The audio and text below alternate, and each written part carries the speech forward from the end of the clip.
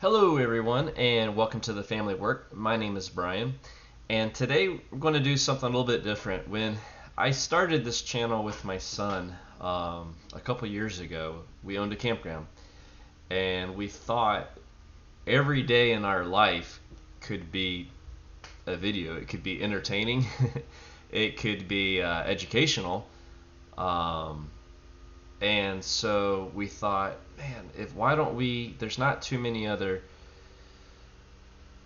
other content out there about running and operating RV park or campground. So we thought this would be a little unique. However, owning and running a business did not give us much time to do videos. So now that we've sold the campground, I have devoted a little bit more time to kind of just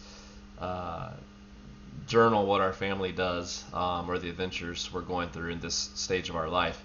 But today, I decided this is going to be my first video specifically going back to running a campground, owning a campground, and things like that. I'm a member of a couple groups on social media for other owners and operators of campgrounds, and I see the same questions over and over and over. So I'm going to start this video and talking about, I think, one of the number one questions I see. And then we'll hopefully make future videos about this if anybody's interested. We'll just keep it going, sharing our experience, and maybe it will be able to help you out if you are thinking about one day owning a campground or RV park, or maybe you already do. So today's topic, what I want to discuss is, should you build a campground slash RV park? I'm going to interchange those. I know campground, you're thinking maybe like tent camper, state park type thing. Or if I say RV park, you're thinking, I don't know, Florida or mobile homes. But to me, it's one and the same. We had both RV parks, we had RVs, we had tent camping, we had cabins, we had people that stayed with us. We were seasonal, so some people lived there in the summer. Nobody lived there full-time year-round, though. But so whenever I say campground, that's kind of what I'm referring to. So sorry, the question is, should I build a campground or should I purchase an existing one? And there's really no correct answer to that, in my opinion. However, having gone down the road before, I would clearly, strongly suggest you to choose one path. And that's what I'm going to get to. I was going to try to do this without any notes, but then I thought, I don't know, I might be all over the place as scatterbrained as I am. So I jotted down a few ideas that I want to discuss. And first, we're going to talk about building a park, the pros and cons of doing that. So let's say you have a piece of land already, and you know the area because you already live there. Maybe you even have a house there, so that's kind of a benefit.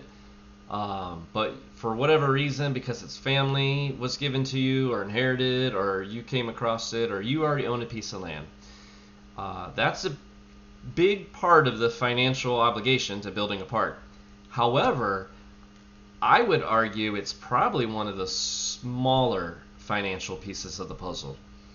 And here's why I say that. Because if it's just raw land, now you're going to have to look at utilities. And there's good and bad about that. The bad is it's going to cost money to get utilities in. You got to have water and some type of sewage and electricity. The good news is, if you're putting those in a raw land, you get to put them where you want them, where it makes sense, and they're all going to be correctly sized. They're all going to be fully functional, and it's going to be done right. The more bad news is that's all going to cost you a lot of money to do. So one thing you got to factor in if you already own land is developing it out. Now, and I should have started with this. This is the most important thing, even if you don't have land yet, or if you already do. It only takes, and if you've never owned a business before, trust me on this, it only takes one bureaucrat somewhere in the system to not want you to succeed in what you're trying to do. And for example, your jurisdiction, whether it's your township or your county or your city or your state, somebody is going to have jurisdiction over where you want to build a campground. And actually, sometimes it's multiple people or multiple agencies. First, are you zoned to be able to put a campground there? Even if you're in the rural area and say, hey, we don't have zoning, there's still some type of zoning, even if it's just agricultural or if it's rural. Somewhere on the books, there's probably a stipulation about what you can and can't do. I mean, for example, if you wanted to go and mine coal, just because there's no zoning, there's restrictions on what you can and can't do, especially when it comes to starting a business or developing it. So you need to find out the zoning if there's any zoning issues. Now, depending on your state where you're at, because I've seen this done differently, operating a campground or building one often falls under a health department jurisdiction. Our campground was in the state of Ohio, and the way it worked there is if you were building or altering plans for a campground, you had to submit it to the state health department. They would do the approval or denial and all of the licensing. Then your local county health department was in charge of the enforcement and the inspections and everything like that. So that's how it worked in the state of Ohio. I've heard people in Midwest, further out Midwest, say there's no jurisdiction. You can open up a campground and there's no license, there's no registration, there's no inspections, or nothing of that. I have not been out there, so I can't attest to that. And then there's other states that are heavily regulated, and they may even have a department devoted just to this particular industry. So you need to check out on zoning. You need to check out on whether you can operate a campground in that desired area. And also now, depending on what you're going to do, utilities, do you have access to existing water line? If not, if you need to put a well in, who regulates potable drinking water in that area?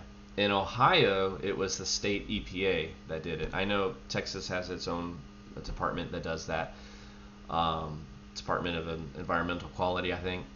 And also, what about sewage? And you may say, well, we're not going to have full hookups. Well, I mean, even if you use porta-johns, I mean, I guess if you use porta-johns, then you wouldn't necessarily have sewage because it'd be hauled away. But in Ohio, even if you were doing that, that still had to be in your plans when building a campground. You had to provide who was going to be the hauler, and then you had a backup in case they weren't available, who was going to haul the sewage away. But if you wanted to put in a septic system, or if you wanted to put in a package plant, anything like that, that's going to be regulated too usually. And again, in Ohio, it was also the state EPA, but a different division. It wasn't the drinking water side, it was the sewage side. So if you haven't bought land, I would say if you have your eye on a piece of property, you're like, man, that's just a perfect location. It's close to this recreational area or close to this highway, and there's a need for it. It makes a lot of sense.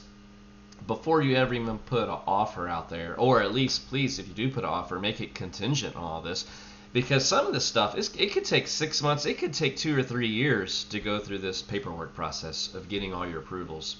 And I can tell you stories, even if you do get approvals, that it could still, some bureaucrat somewhere in the line could come in, and this happened to us. There was a change. One person that was in charge of a department had left or retired or whatever, and another person came in.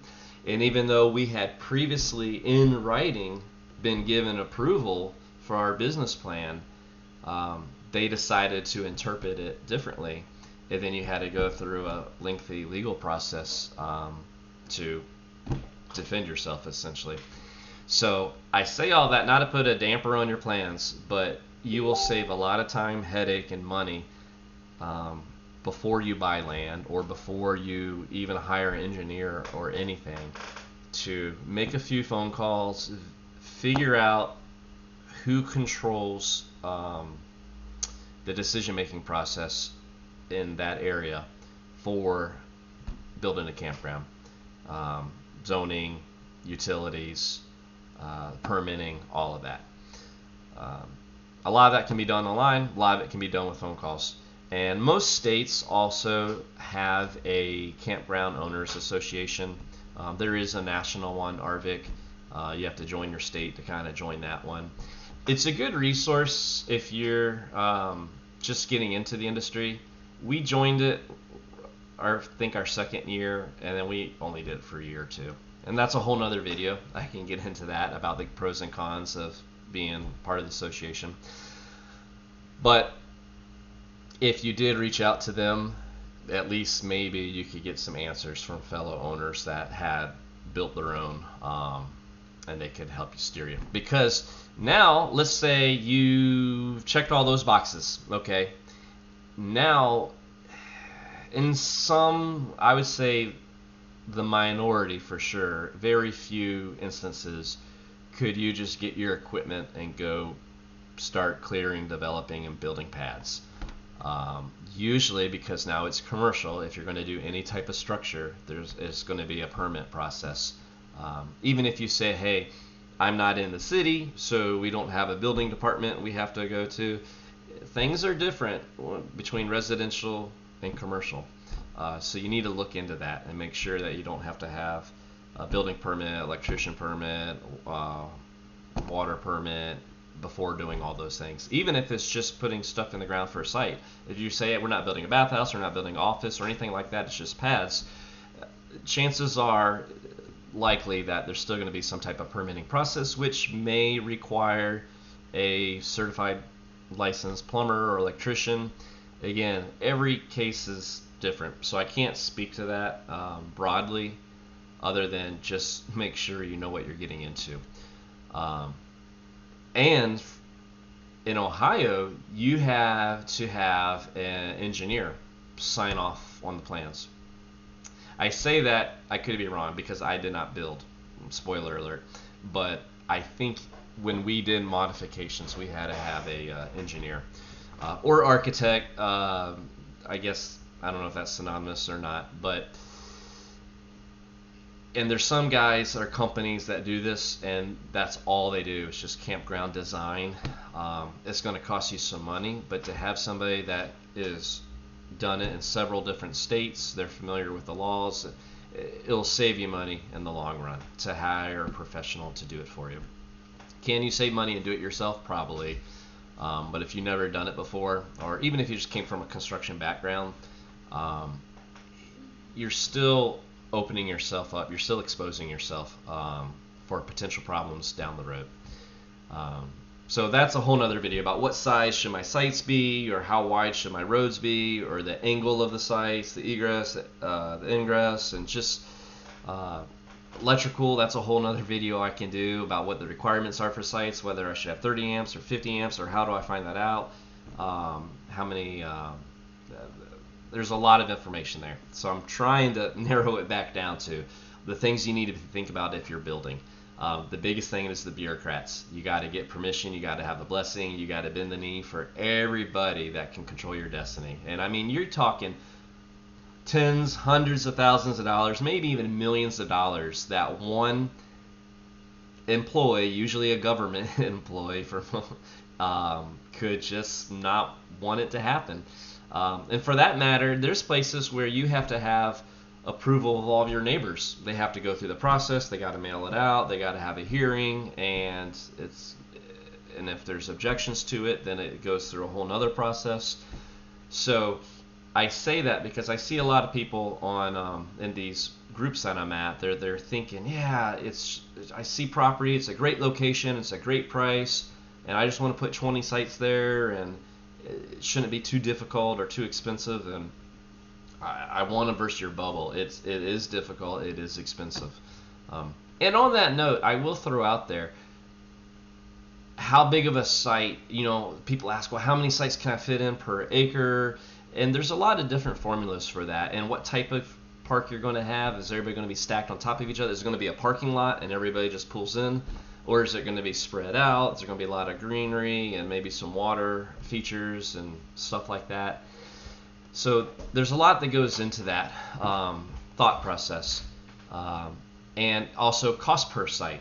Are you going to have concrete pads? Are you going to have paved roads? Are you going to have full hookup? I've seen people say $20,000 a site. I've seen people say $40,000 a site. When we redid ours, I think doing most of the work ourselves, we were like in the $5,000 to $7,000 per site to make a new site. So, I mean, it all depends on the equipment you have, what you have, what resources you have available to you. But there's a lot goes into it. But here's the one thing that I try to get people thinking about. Some people are daydreaming about having an RV park and not having to run it. They want somebody on site to run it for them, and they're going to be remote. And I know there are people that do that, and they're successful doing that. If you had the right person in place to manage it, then I think it's doable. You're going to make a lot less money, if any, because now you're going to be paying somebody, so your margins gone down incredibly. There's companies that's what they do. They manage parks. Now, again, are we talking like a 500 site park year round, down south, or are we talking about, a 20 spot site in Minnesota that's only open 3 months a year? So there's a lot of variables involved. But as owner operators, I could barely find somebody to run the park for a day or a weekend, much less full time. I just don't know how. And if we did, there was no money for us. I mean, we would have had to pay them a salary. You can't just exchange a free site and expect somebody to run your business for you and do it efficiently, and do it well. I've never seen that. And sure, it may exist, but I say all that because if you're open year round, we were seasonal. So if you're year round, yeah, okay. If you can have 12 months of income, then that's fine. But for us, being 6 months a year, how many sites do we need to have? All right, well, what do you need? If you need to pay all your bills, all right, let's just start with that. You got to pay all your utilities. You got to pay any debt payments you have for equipment or land or anything like that. And then what do you expect to make per year to live off of? $30,000, $60,000, $100,000? What do you need? I mean, if you just want to make a $50,000 profit, have everything paid for at just a $50,000 profit, if you're building, even if you already have the land, if you're building, let's just say $10,000 a site. Now, I mean, if you have cash and you can pay for, let's say 30 sites, you have $300,000 cash laying around, you're not going to have to service any debt. That's a non-issue. Could you have a 30-site campground and still make money, 50 grand a year? Yeah, possibly, because you have no debt to pay for. But if you're going to go take a loan for that $300,000, and again, that's just 30 sites. That's no bathhouse, that's no office, that's no laundry, that's no place for you to live. So is 30 sites going to pay off debt plus give you 50 grand a year? There's no way. No way. Now, yeah, I mean, if you're selling firewood and bait and, ice cream, there's ways to get a little more money. If you're going to put cabins in, again, there's more infrastructure costs. If you're have a library, you're near a river, you can go canoeing or tubing or something. Yeah, there's other things you can do, but in my experience, you're going to need at least, if you're going to run, even if you run it yourself, just you and your family, with minimal employees. You're going to do all the mowing, you're going to do all the check-ins, you're going to do all the pumping as needed if there's there. You're going to clean the cabins. If you're going to do all of that, clean the showers, you're going to do all of that yourself. I personally can't see how you can make any money with anything less than 75 sites, even if you're open year-round, because you're not going to have 100% occupancy year-round. Now, if you do have 100% occupancy year-round, then are you really a campground? I mean, I don't know. Is it everybody's coming in every weekend and leaving? Or are you like in Snowbird area down south and you have people essentially living there? And in my opinion, that's not an RV park. That's a mobile home park, but instead of mobile homes, they have RVs. It's just a residential community, which is a little bit, that's different from my experience and kind of what the purpose of this video is. So just to recap, the bureaucracy, all the permits you're going to need to build, land, how much is it going to cost if you don't already have it, where are you going to get it, and please don't buy land until you've gone through the process. I'm not saying you have to get a permit process or permit issued before you purchase land, but at least know what it's going to take. And here's the hard part. You could get kind of not pre-approval, but you could get everybody's blessing that, yeah, hey, the zoning's right, and yeah, I think we can get water out there. Is it even available? And yeah, you might be able to, get a perk test done and put in sewage there, and it might cost this much money to do that. And yeah, you're gonna have to build a road in and do this, and at least now you know how much it's going to kind of cost. Then you go buy the land, and you still may never get your permit to do what you want to do, even though you've invested hundreds of thousands of dollars at that point.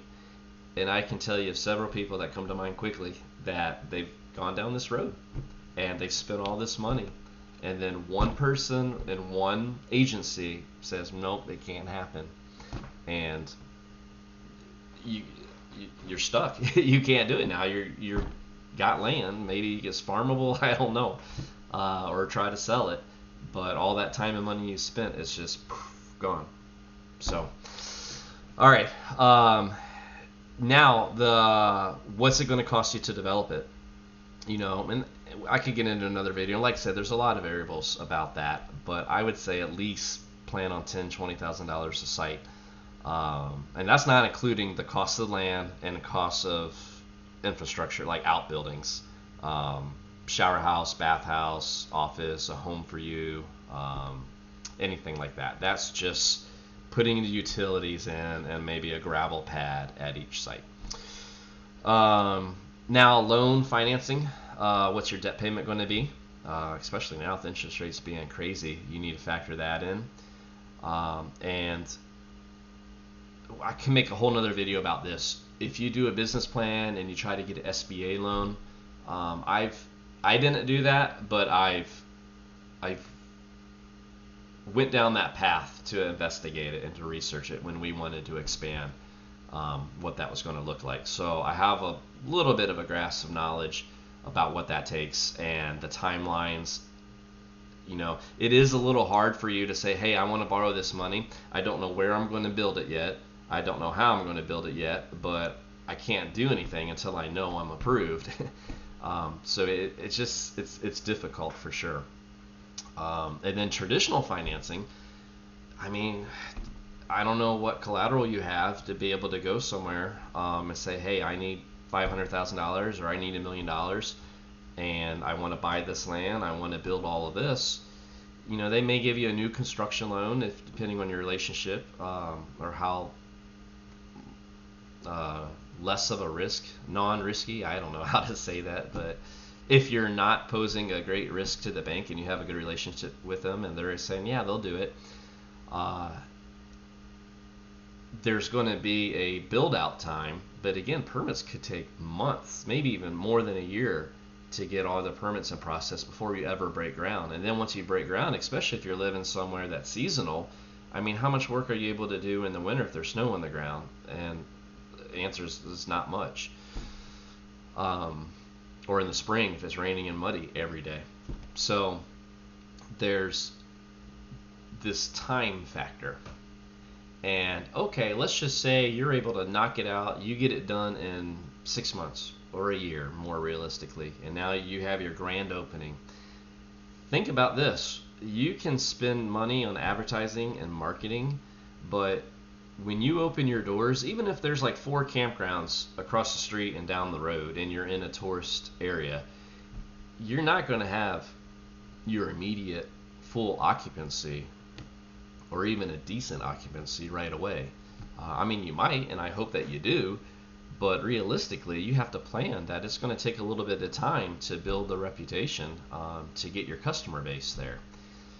And so when you go do your business plan and you think, well, I can average a 65% occupancy rate, or maybe a 40% during the week and a 90% during the weekend, well, that's all great when you're established, year 2, year 3, but your first season or so, I would not budget on high expectations, I guess I would say, because the last thing you want to do, and I've seen this happen before, is spend all this money, all this time developing this, and you just don't have enough cash to see it through because you're open now, you're trying to service the debt, and there's just not the amount of money coming in that you had anticipated.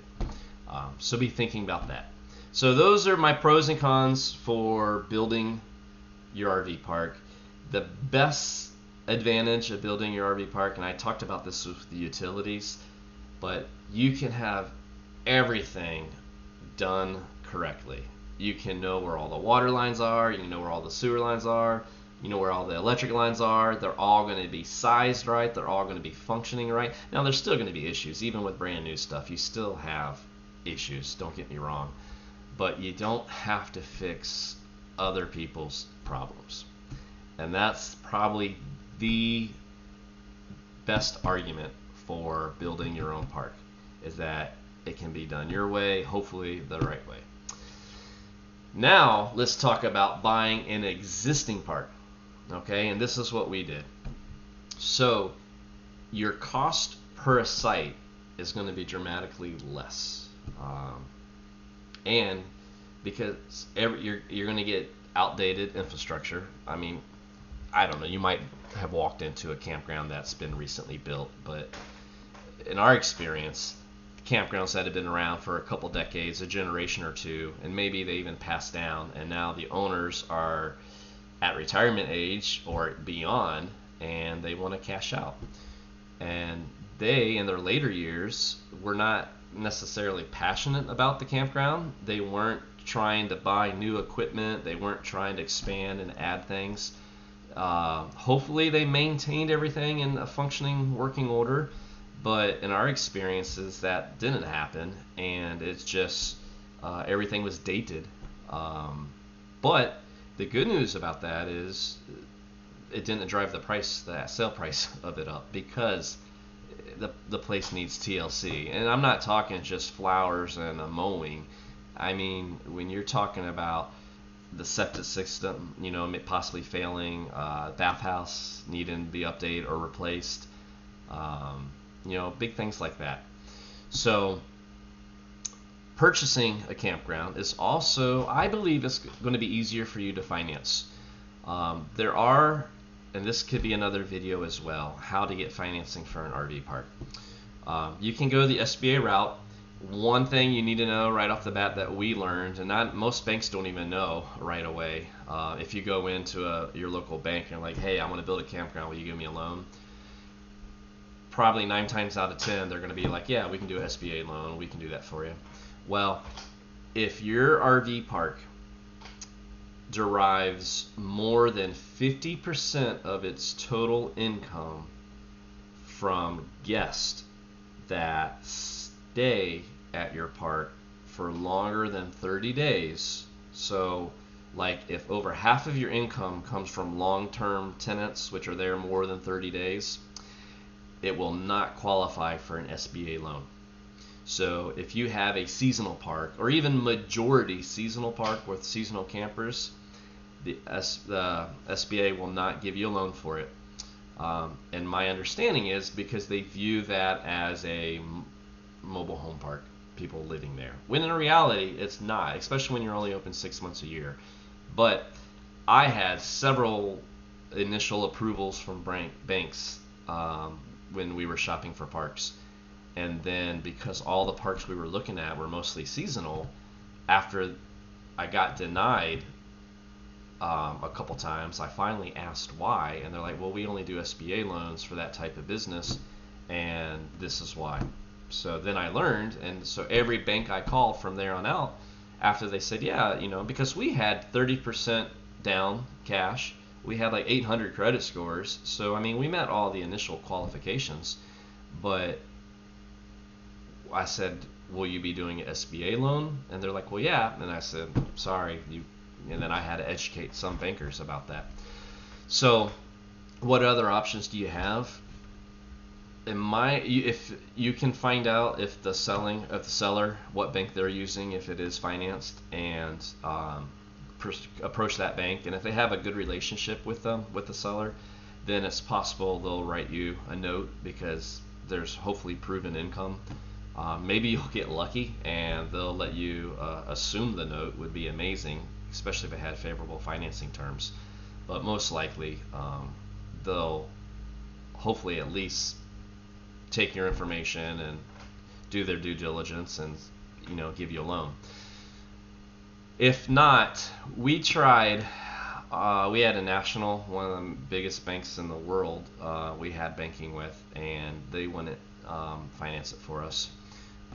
We tried local regional banks, we tried multi-state banks, we tried like not even regional, like the local bank, like there's only one branch at that bank. And you know what, surprisingly, we had the most success with the smaller banks, being able to approach them.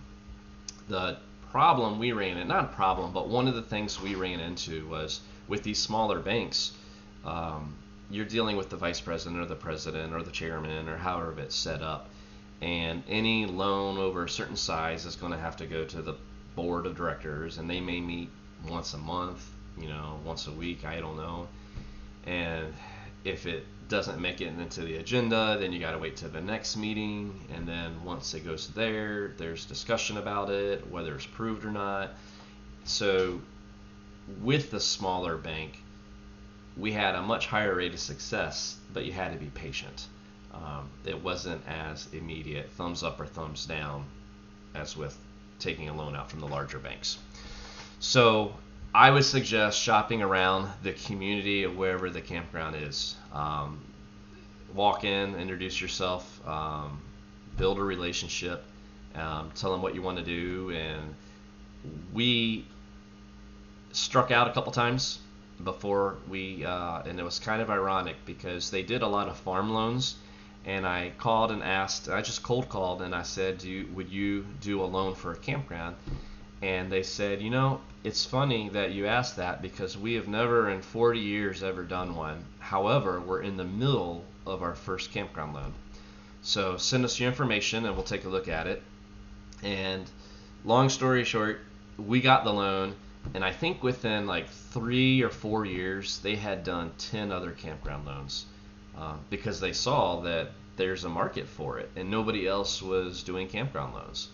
So they kind of became the go-to place to get financing in that, I'd probably say 50-70 mile radius. Anyways, and we had a great experience. Yeah, I'll talk about this. So we were able to get the loan, and we had an amazing deal. I mean, it's just phenomenal how much blessed we were with the park we bought, the timing of it. And we had 2 other deals fall through. One was a week before closing in Indiana, and the first park we were going to purchase was half bank finance, half seller finance. When that fell through, we found another park, and that was completely seller finance. That's the one that closed right before closing. Seller wanted more money, and I met them halfway and called their bluff, and I walked away, and I was willing to, and thank God I did, because that place was a disaster, still is a disaster, and the place we ended up with had so much more potential. But it was stressful. I mean, we spent a lot of time and money doing our due diligence on those other parks, and it didn't come through. And that's the other thing. If you're shopping around for parks, do not get married to it. I mean, it's kind of similar in shopping to a house for houses. You know, you find a house and it's great, it checks off everything, but be able to walk away. Don't be afraid to say no. Um, One thing with RV parks that's different than house shopping, it's there's not really negotiation. I mean, it's as is. When you agree on a price and then you go visit the park, and you can't say, well, hey, you know, this needs updating, or this, you know, looks like there's a problem here. We might have to spend some money there. You know, I mean, you can do inspections and stuff, but especially in the market that we've been in the last couple of years, if you come back to a seller and you offer, I don't know, $700,000 for an RV park, and you're like, man, I think we're going to need an extra $25,000 off the price to do this, they're just going to laugh at you. I mean, I can't fathom. I would laugh at you if you did that at my park. And then, I mean, if it was a $4 million park, especially, I don't even know if you can buy parks for $700,000 now. I mean, there's some smaller ones I've seen, but the whole market has gone bonkers the last couple of years, and rightfully so. They were making a lot of money. They were a very financially successful industry to be in since COVID, for sure. I mean, always we had it for almost 10 years, and we always made money. We just chose to continue to reinvest that into the park, and that's what I was going to say earlier was, because we got a deal and because we put in a lot of sweat equity right off the bat, we were able to do things, which I'll probably talk about in another video, that I went right back to the bank. I don't even think it was probably because there was no residence. So we bought a camper and we were like, all right, we're just going to live in this trailer with our 1 and 2 year old. Thought it'd be no problem. It's a big park model, you know, we can make it work. And then I didn't think about necessarily winter coming and having to live in an RV, which is doable. But we wanted a house, so after a couple months, I went back to the bank and I said, "Hey, these are things we've already done. We've raised rates, we've gotten more customers, we are making these improvements, doing this," and we had instant equity because it appraised at higher than what we paid for it. So they went back to the board, had a conversation, and they gave us a loan to put a house in. And then a year later after that, I went back and I said, hey, you know, we want to put in cabins and we want to convert the park over to sewage. You know, we've continued. Here's our projection. Here's what we've done the last 2 seasons. And it's just, you know, looking amazing. And they approved us for more money. And then we were finishing up that project, or halfway through it, we realized, man, we kind of under budgeted and over budget and behind schedule. Have you ever watched one of those flipping shows? And that's how it works in real life. We were coming up short. We needed some more money, and it had taken more time to do all of that. So we went back, but we still had, because we were constantly investing into the park, it was constantly increasing the value of the park, and every time it got appraised, the appraisal would go up, up, up, and our equity got higher and higher and higher because they would take into account the improvements we were doing. And you know, now that we had cabins and what that rental income would look like. So I think we went back for now the 4th time in probably 5 years and got another loan, and some of these were refinanced, some of these were actually new loans, and we were able to build a little restaurant type facility there and finish up all the other projects. And it was just a great relationship because we paid all of our bills, was never late, and we kept coming back for more and more money, and they were happy to give it to us. So we lucked out, but it took a lot to get to that point, to develop that relationship with a local bank. So buying a park, you're going to have a little bit easier time getting financing, I believe, assuming you have good credit and you have a down payment. If you don't have good credit and you don't have down payment, I can't help you. I mean, you could say, hey, I need to find a seller finance, but really, without any money, I mean, no seller is going to say, okay, here's my park, just make payments on it, because you could ruin the park, take all the value out of it, and trash it. So if you're in that camp and you're like, man, I just think it'd be cool to run a park or own a park, but I don't have any money, I would suggest finding some place that you can work at managing it. And then, one, you're gaining experience, because that was one of the questions every bank asked us. Well, how much experience do you have running a park? Well, never. I've never owned a campground. I've never even owned an RV. I've owned other businesses, and I mean, what difference does it make if I'm selling pizzas or selling campsites? I mean, I got to be able to make more money than I'm spending. But that's one question they ask. What experience do you have? So by doing this, you can learn how to run a park. You can learn the good, the bad, and ugly out of doing it. But also, man, if you're a hard worker, your salary is going to give you more and more responsibility, and you start making that place more efficient. You start bringing more money in. Then it's a win-win. You can set up a deal, structure a deal where you can purchase it from them. And now they have a relationship with you. They have faith in your ability that you're not going to run it to the ground, and it's mutually beneficial, because you're going to want the park to be successful and make more money. They're going to want you to be able to pay off your debt. But if you don't have any money, then really, and here I'll just level with you and be honest, I mean, you need to get your financial house in order. You need Dave Ramsey, and go through Financial Peace University. It's what put us in a position where we could do this. And you need to get serious about paying off your debt and serious about squirrel holing some money away, because it's going to take money, not just to get the park. It's going to take money to run the park, to maintain the park, to grow the park. It's all going to take money. But the good news is, once you get to that point and you have credit and you have a relationship, then you can use that to continue to build and grow. I mean, what's that saying? It takes money to make money, and it's so true. We weren't able to walk into a multi-million-dollar campground. We had to start back in our first business inside of our little house, just us. And then that got us to a point where we could pursue another business, which got us to a point to where we could pursue the campground. And then we couldn't even go after the big campgrounds that were already developed and making money and profitable, because we couldn't afford them. So we had to find a fixer-upper that wasn't making money but had potential. And it took several years of looking. And we had to be flexible in what we wanted and where we were willing to go for it. That's the other thing. If you don't own land and you're like, man, I want to buy a campground, but I want it to be in this city, that may never happen unless you build it. I mean, there's only so many campgrounds out there. And that is one reason why this is one reason that advantage to purchasing an existing park. It's already been permitted.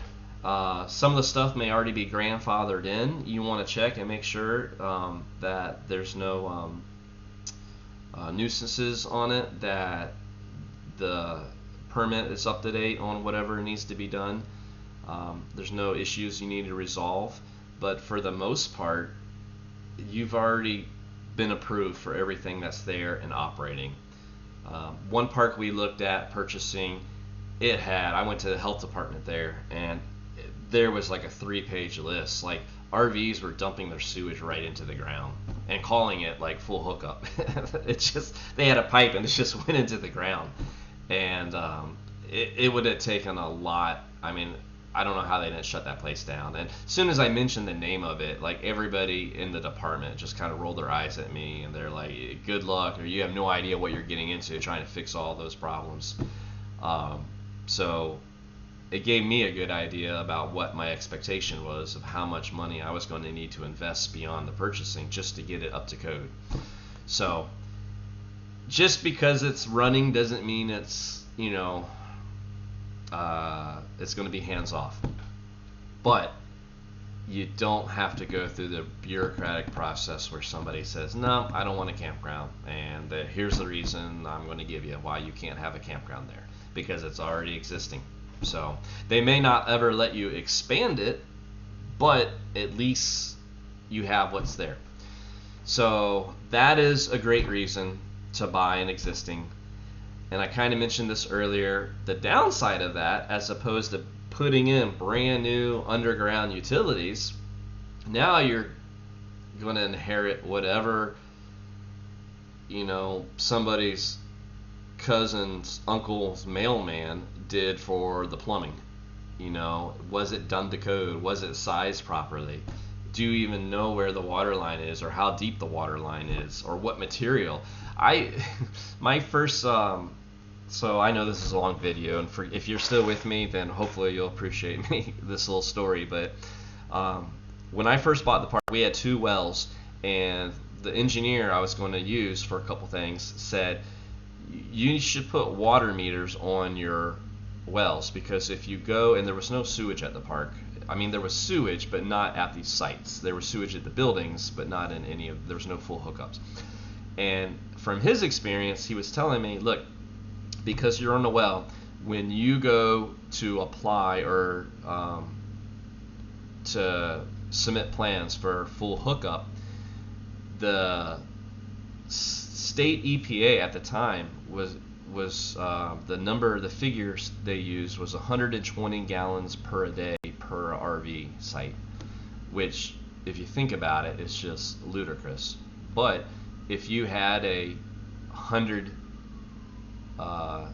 site property and you wanted sewage for all 100 sites, they're going to assume all 100 sites are full. They're going to want 120,000 gallons. Did I do that math right? 120 times 100. Sorry, it's been a long day. Let me make sure I got that right.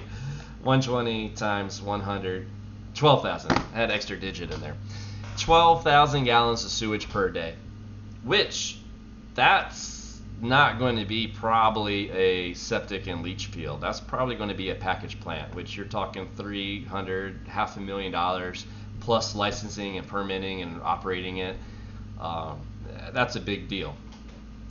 So now I think they've lowered it maybe to 90 gallons per day. So he said put a water meter on there. So I did. So I put a water meter on both, and I started taking readings. And that first summer, when my initial readings, we were using 10,000, sometimes 20,000. One weekend we were using 30,000 gallons of water a day. And I'm like, it's just not possible. Well, what ended up happening was that summer, every time there was a leak, I, as the new owner, would dig up the water line and fix the leak. Previously, they didn't care. It was well water. I mean, there's maybe a little bit of electricity to run the pump. But that was one thing. There wasn't really great pressure. And well, now I know why. I fixed over 300 leaks that year. I dug up one spot, and like in a 3-foot spot, there had been 4 different repairs, like couplings where they had repaired it, and it just kept leaking. So obviously when I started doing that many leaks, I realized I'm just going to have to replace all the water lines, which at first was overwhelming, but in hindsight it's one of the easiest things I did at the park. I mean, it took some time, it cost a lot of money, but we went from using 20 to 30,000 gallons a day down to 300 gallons a day. And on the weekend, we would use maybe 1,000 gallons on a weekend day. And why I tell you that is because when you prove that, hey, the bathhouse, the office, everything in the park uses at most 1,000 gallons per day, and you have 100 sites, so you're using 10 gallons per an RV site, not 120. Well, now you can go and make the case that I don't need 12,000 gallons per day treatment. I only need 1,200 gallons per a day treatment. And you just went from $500,000 down to $50,000. So that was a big deal for us. Replacing all, and I didn't know that when we bought it, is until we lived there and I experienced it. And then we had above ground electric lines that were all sized wrong and limbs were falling on them and everything, and we replaced all those, put it underground. Again, that's a whole nother video that I see a lot of questions on, is electricity and how to size it in an RV park. But we just inherited a lot of existing problems, stuff you didn't even know, stuff the previous owners probably didn't even know, that may have been done generations before them. But plan on, when you're purchasing a park, plan on having a good $50,000, $100,000 in reserve to fix stuff. In addition, in addition to carrying yourself, and that's the next, I would say, advantage of buying an existing park, is hopefully there's already immediate tenancy, meaning there's already people paying to stay there. Our park that we bought was, I'd say, like 95% full, except they weren't paying anything. Half of them literally paid nothing. They were late on their payments, and we had to go after in collections and try to get the money. The other half, they paid, but they were paying like $100 a month. I mean, it was just, and that included all their electric. So the reason the park never made money, and we knew that, we saw the potential for there, but it wasn't an immediate fix. However, even though the park wasn't profitable, at least there was money coming in, and that helped us a lot. It helped us not having to tap into our reserve to be able to keep the park operational. So versus building a park and having to wait for that, buying a park and having that was a huge benefit. Now, I can't say that without disclosing that you inherit not just all the problems with the park as far as like infrastructure, but you're going to inherit all the problems with the park as far as reputation, good or bad, all the customers that are get there, some that have been there for years, and that's their park, their campground. It didn't matter, you bought it, it's their park. And they're going to tell you that, and they're going to tell you where you can go and what you can do. So there was a lot of drama and a lot of headaches we had to go through because we were people pleasers, and we try to think the best of everybody and give everybody chances. And we wanted the best for that park, but what our vision of the park didn't necessarily line up with other people's visions. We were cussed out because we were trying to make a profit. One of the first things we did was put electric meters on the park, and we started charging for electricity the next year. And we had a lot of pushback that who are we to try to raise rates or to try to charge for electricity that they were using. So it was it was difficult at times, but looking back, I mean, we can laugh about it. But just know that not everybody there is going to be on your side. Oh, they will, for the most part, to your face. But as soon as you turn around, it's going to be like middle school and just gossiping and slander, and they'll make up crazy stuff. We had, oh man, it was so funny, the rumors that people said that who we were and that we had filed bankruptcy so many times before, and we had people that pulled their RV out because they thought we were going to go out of business and they wouldn't be able to get their RV out of the park. Just the most ridiculous stuff, but it is what it is. So you inherit the people problems with an existing park. All right, so in a nutshell, I hope I've kind of made you think through some of the benefits of building a park and some of the benefits of buying an existing park. And now I am going to make my strong suggestion of the best path forward. And you know which side it's on? Neither. I would propose, if you really want an RV park or a campground, I would try to figure out a way to come up with the finances to buy an existing park that has a good location, a good bones, but a lot of potential. And then I would purchase it. It doesn't matter if you're at the beginning of the season, the middle of the season, end of season. If you're year round, it's going to be a little bit different. But if you're seasonal, when the season ends, and if you're there, just give everybody a smile and hello and just don't change a thing. Just write out that season. And then politely inform everybody, give them plenty of notice, but let them know at the end of that season the park is going to shut down, and there's going to be maintenance and improvements made, and everybody's going to need to have all their stuff removed. And then you can start your application process for if anybody wants to come back in the spring, they can apply. You can interview them, and that's probably another video too, just things that we've learned is what the process is for accepting customers for seasonals. Obviously for overnights it is what it is. You just make your website live, have online booking, and people book and show up, or call if you want to do it the old-fashioned way and make a reservation. But even with that, so if you don't have any seasonal, then it's a no-brainer. I for sure would do this. But if you do have seasonals, I would send them all on their way. And here's why. If you can have 6 months, maybe even a year, you're going to have all the permitting for owning a campground already done. Now, if you're going to be changing things, there may be a permit process. But if you need to add sewage, if you need to do the water lines, if you need to redo the electric lines, if you want to redo the bathhouse, if you want to repave the roads, if you want to make the sites bigger, if you want to make the sites smaller, if you want to make buddy sites, if you want to make pull-throughs, whatever you want to do, you can have it all. Once you're there walking around, you can have a feel for it. Because if you're doing all this ahead of time, even if you're building on raw land, on paper, this may be like, man, this makes so much sense and this is how we're going to do it. And then you get there and realize all the water comes downhill and just sits there.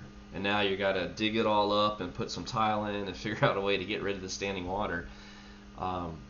If you can actually physically walk around the park that's existing, and you can see like, man, it would be good to do this here, or this would be a good place to have pull-throughs, or now everybody wants buddy sites, you know, facing each other, or we want to do a dog run or dog park over here, and you can figure all that out while the place is open and bringing money in. Then when you shut down, you already have your plan. You'll already have all your permits and done to line up your contractors or your equipment or whatever you're going to do. Have the cash reserves to finance all of this, whether it be a loan or whatever. And now I even say change the name of the park. Even if it has a good reputation, it's not the same park. It's a different park, and now it's different ownership. And of course, I mean, if you're KOA or Jellystone, a lot of this is probably irrelevant to you. But if you're going to buy into those, you probably wouldn't be watching this video anyways, to be honest. Reopen, have the new name, the new website, and the new rates. And why would I change my rates? I have never seen a campground that charged too much that sold. And then a new owner came in and was like, all right, I need to lower the rates. I mean, it doesn't happen. When have you ever had that at a property? You know, hey, there's a rental property, and, you know, yeah, it was occupied, but you may want to lower the rates. I mean, just raise the rates. And not only, I mean, you don't owe anybody an explanation or justification, but you're redoing the electric, you're redoing the sewage, you're putting electric meters on, you're redoing the bathhouse, or graveling the roads, or putting water treatment on so you got better tasting water. I mean, all of those things, one, you need to recoup that investment, but two, you're making the experience better. You're putting in a new playground, you're putting in a dog park, so you are increasing the value of the experience there for the customer. So yeah, you should charge more for that. And if you're like, well, it's full and I'm worried about charging more, we'll lose people. We did it for 10 years. Don't worry about that. Don't stress over that. Yeah, you may lose some people at different price points, but usually that's a good thing. That I say that, I might have to take that back. By raising your pricing, there are some customers that will come to the cheapest place. They don't care what's going on there or what it's there. They just want to go to the cheapest place because that's what they can afford, or that's the experience they're looking for. And especially if you're doing tent camping, you'll see a lot of this. That gave us the biggest problems, the biggest headaches, the biggest damage and vandalism on our bathhouse and shower house. Whenever we had to call the police out, it was usually for that type of clientele. Um, when somebody's rolling in a $100,000-$300,000 motorhome, you have a different type of attitude you have to deal with, an entitlement. But usually you don't have to worry about taking a dump on the lawn. Not the dog, the camper. So, or taking feces in the shower house and throwing it on the ceiling, or whatever. And yeah, it happens, and not just once. I mean, there'll be videos about this later on, the things that happen in a campground. But raising your prices will help with that somewhat. Now, you can still have value because not everybody is loaded. Not everybody has a multi-million-dollar motorhome. So know your target market and who you're going after. But we raised rates every year, and occupancy always stayed the same or increased. In hindsight, I probably should have been more aggressive raising them. And in the beginning, I was very fearful about not making income. But man, when you went back and looked at it, like in year 5, we would make more money than year 1 with half the customers. So half the headaches, half of the wear and tear on the infrastructure, and we made more money. And then I say that because we would have sections closed as we were doing improvements. So our 100% occupancy wasn't always what it was in the beginning. In the beginning, they put anybody wherever they could plug in an electric cord. It didn't matter. They just threw them anywhere. But as we went through and redid sites, we always were only using part of the campground. So we always had great occupancy, but we could have had a lot more. We just didn't have the benefit of taking a season off and doing all of this. We had to do it as the money was there and as the time was there. So I say all of that to encourage you. The best way to go about this, if finances can do it, is to buy an existing park, shut it down, do all your work, do your rebranding, and open it back up. And then you're getting the best of both worlds. You can have new infrastructure done correctly. You can have not necessarily an existing customer base because you just sent everybody packing, but it'll be a lot more immediate because it's already been a campground for decades or whatever, how long it's been there. People are going to know of it. It's already going to have a presence online. Even if you change the name, I mean, just trust me, they'll come back. And here's the good thing is now when all those people, because the different owners, for whatever good or bad, they ran the campground differently than you did. They had rules that are going to be different than yours. They enforced rules differently than you are going to enforce yours. And when you bring people in, when you buy into an existing campground, you have all the previous expectations. And so now you're coming down and meeting somebody else's expectations. But when you clean house and people are coming in and new people are coming to you, you get to set the expectation that this is how the park is going to be run. This is when and how you're going to pay your bills. And you can't do that when you're just walking into somebody else's thing. So it was a messy, multi-year process for us. But if I could have done it all over again, I think this would have been the easiest way to do it. So with that, I leave you. If you watched this video this long, I appreciate it. These are thoughts that are in my head, and I have nobody to share them with. So that's why I'm putting them out here, and I could probably do another 50 videos on stuff like this. Stuff I wish I would have had access to when we were in the process of having a conversation with somebody who's walked the walk and learned from the mistakes they made and from the successes they had.